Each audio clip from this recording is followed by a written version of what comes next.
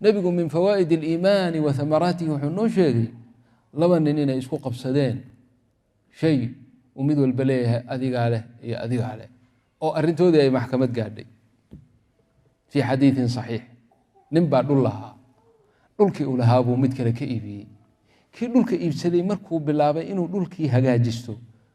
oo uu qodaalkii bilaabay ayuu wuxuu ka helay kanzi dahab ah. kanzi waa kayd weyn weeye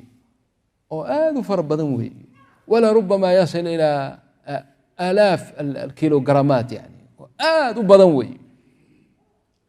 yani isagoo faqiiraho waxba aan ahayn oo dhul yar iska leh ayuu mar qura wuxuu fii luqati casrina isu bedelay milyoneer aad u fara badan hadduu qaato yani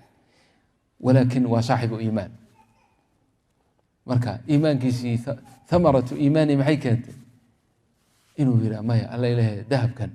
anigu malihiye ninkii dhulka lahaa ayaa iskale waa soo qaaday jaratu dahabkii isagoo wada ayuu ninkii dhulka uu ka iibsaday buu u keenay wuxuu yihi fulaanow dhulkii aan kaa iibsaday baan ka helay kanzigan dahabka qaadaadaa iska leh. kiina waa saaxibu iimaan ma odhan wallahi waa runtaa waa niloobe anaa maaragtay waa mahadsan tahay ma odhanine wuxuu yihi maya dahabkan aad sheegayso haddaaba ii kowa ma maqal mana ogeyn ana bictuka alarda wamaa fiiha inay dahab ku jiro in kalena ma ogeyna adaa lehe qaado war ma aha melihi anigu shaqana ku melihi adaa lehe qaado. labadii nin waa isqabsadeen haadaa lak wa haadaa lak. isqabsashadoodii waxay gaadhay maxkamad lanna nebiga saasuu ka tacbiiriyay wuxuu yihi fataxaakamaa taxaakama maxaa waaye ma hiya maa taxaakama maxkamaday aadeen wey maxkamaddu geed hoostiis bay noqon kartaa maxkamaddu nin ay u tageenana kale xukun dhahayn bay noqon kartaa nin bay u tageen ninkay u tageenna waa saaxibu iimaan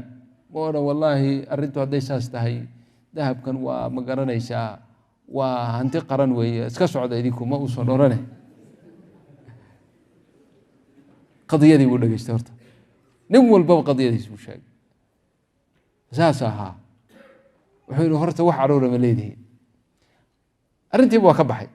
inuu kala xukumo waa ka baxay wuxuu yihi wax caruura ma dhasheen haa